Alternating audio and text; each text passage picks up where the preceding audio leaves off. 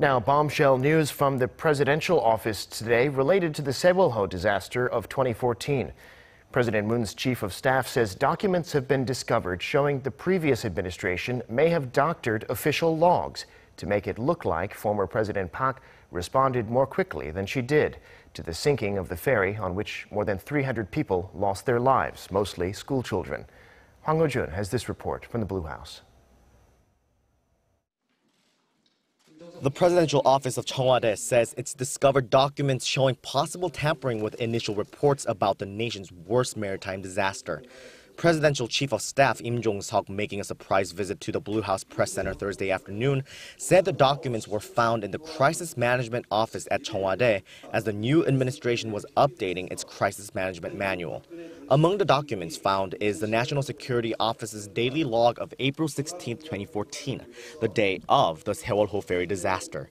The log shows then-President Park Geun-hye was first told of the ship sinking at 9:30 a.m., half an hour earlier than the former president claimed. According to him, 6 months later in October, a revised log was published showing the first report was made at 10 a.m. We can't help but deduce the intent of pushing back the time of the first report to the president by half an hour was an attempt to show that less time went by between the first report and Park giving her first order. Park claimed she gave her first order at around 10:15, suggesting a 45-minute gap. The discovery of the allegedly doctored reports comes just a few days before Park's time in detention pending her trial is due to expire. She's been locked away in a solitary cell at a correction facility since she resigned and was indicted on a total of 18 charges.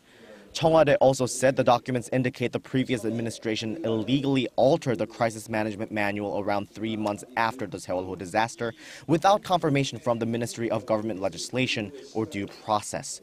The Blue House said the Park administration crossed out the paragraph where it says the National Security Council is in charge of dealing with all major disasters or accidents, writing instead that it's the control tower for only, quote, security-related incidents.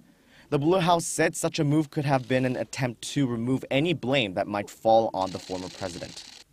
The presidential office said it plans to transfer the documents to investigative agencies and said such a tragedy caused by gross manipulation of power must never happen again. Now, with this sensitive and controversial discovery, the nation's focus once again turns to the local district court that will decide whether to keep former President Park Geun-hye in jail during her ongoing trial. Hwang Hojun, Arirang News.